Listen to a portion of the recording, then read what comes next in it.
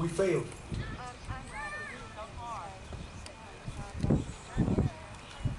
When we as a nation promote, finance, and advocate killing unborn babies, we have failed to be heard. That's right. When moral absolutes become gray areas and integrity and personal responsibility is optional for our leaders, That's right. we failed to be heard. We're not dead yet. When there is more violence in our schools than there is prayer, we fail to be heard. When the Ten Commandments are declared offensive and removed from public display, when it becomes necessary for us to legally define marriage, my God, we failed to be heard. Well, the time has now come for our conservative, God-fearing, family value-loving, freedom-fighting, gun-clinging, Tea Party-going, patriotic voices to be heard in Washington.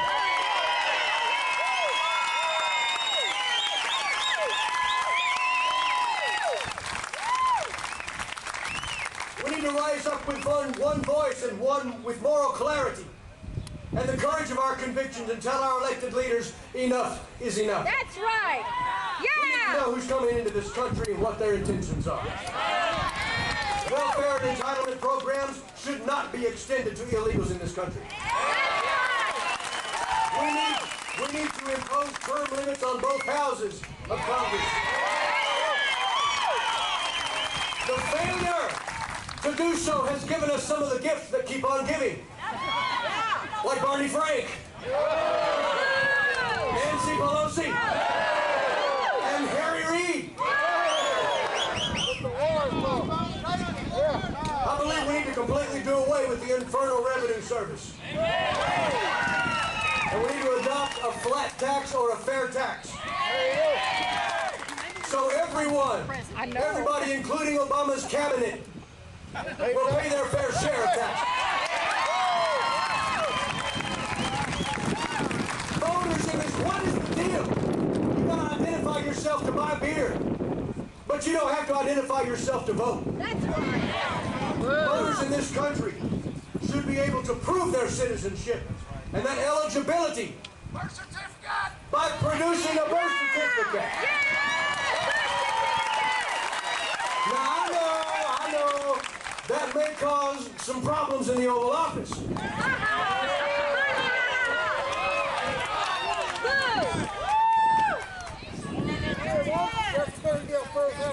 I'm bringing it down. Yeah, look, there's a lot of things that we can point to that we're angry about. But this country is still the greatest and the proudest on the face of this planet.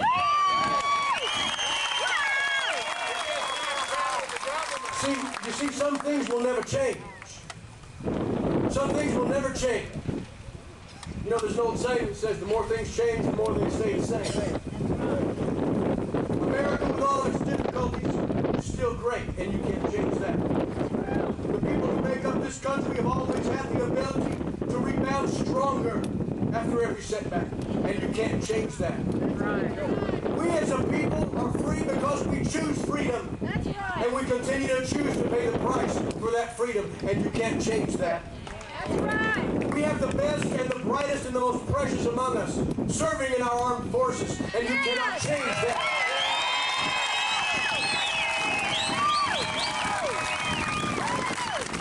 We have the power at the midterm elections in 2010 to turn this government around and back into the hands of the people, and you cannot change that.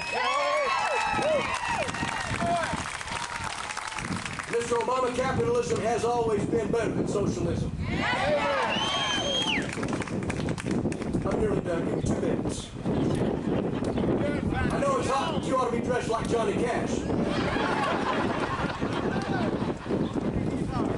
I still view our military with pride and respect. I'm still moved by the national anthem, and I love to hear children recite the Pledge of Allegiance. When I see the American flag standing straight out in the West Texas wind, I'm proud to be an American. I'm proud of our past. I will apologize for our country. I'm proud of our past. I'm concerned about our present. But I am dedicated to the success of our future. That's right. I may not have any solid answers to everything we face now. There are people that are more eloquent than I in speaking. People that are able to communicate better than myself. I don't have all the answers. But I do know this. There is no way that America can change its direction without first changing the direction of our families. All right. And our local communities. Amen. We must first have a change of heart. We need to go back to our first love, America. We got to rekindle the flames and the passion of our patriotism. We must rediscover our past in order to more clearly see our future.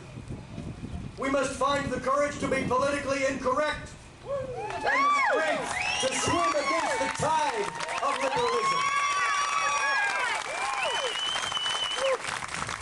We must return as families and communities, and then as a nation, to the moral and spiritual truths that molded this nation, that preserved our Constitution, that made our nation great. Can we do it? Yeah. Yes. I hope they won't mind, but I'm going to borrow a phrase from a recent presidential candidate. Yes, we can! Yes, we can! We can turn this thing around. Yes, we can! Yes, we can! We can turn it around! We can take the reins back! We can make them listen! Evidently, Brother Byron and I have the same book, because 2 Chronicles 7:14 in closing says, if my people, which are called by my name, shall humble themselves and pray, and seek my face, and turn from their wicked ways, then and only then will I hear from heaven, and I'll forgive their sin, and I will heal their land. America needs to be healed. May the God who was once asked to bless this nation now save it.